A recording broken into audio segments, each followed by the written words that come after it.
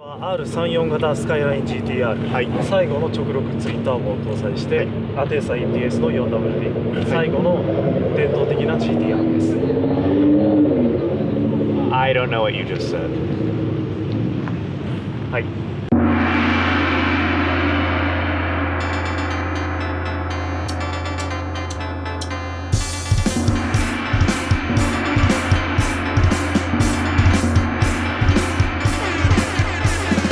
Japan, the Big Apple. Now, anybody who knows anything about anything can tell you that Japan is world known for three things: highly efficient public transportation, panda bears, and artisan pizza. But few, if anyone, knows about one of Japan's better kept secrets: its car culture. We recently took a trip to this hidden gem of the Orient to try and discover what secrets it was keeping. So we're here in Tokyo, and it actually doesn't feel that much different from America.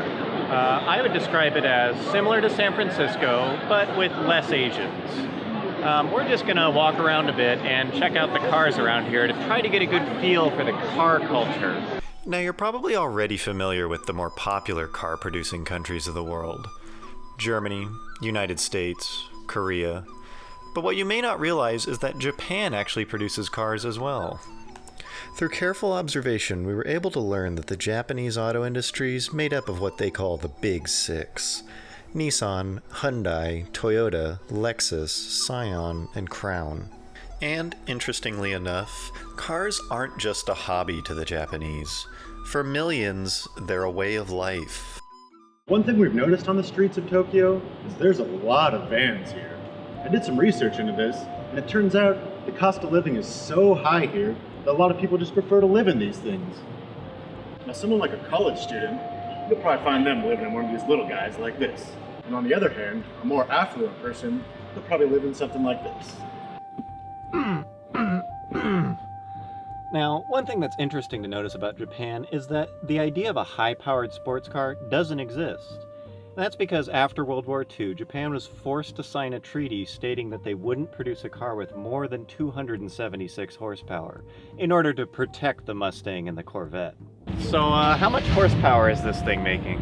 Yeah, 276. Since I've been here a couple days, one thing that I'm starting to pick up on from the Japanese culture is their quiet, reserved, respectful nature. Now, the Japanese don't like to stand out and, "Oh, dude! Oh, it's a Skyline! Get in here! Oh!" Of course, it's difficult to talk about cars in Japan without at least mentioning possibly Japan's best kept secret: the Skyline.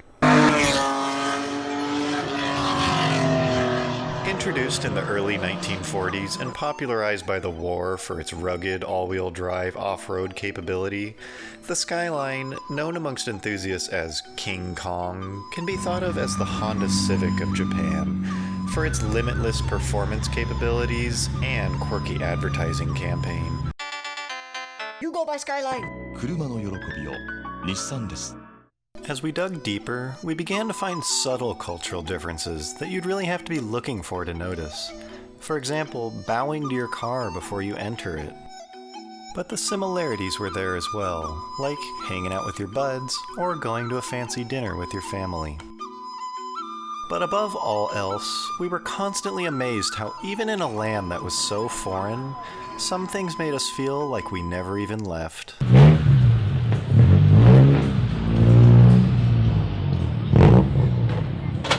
Turns out it doesn't matter what country you're in, Hondas sound terrible.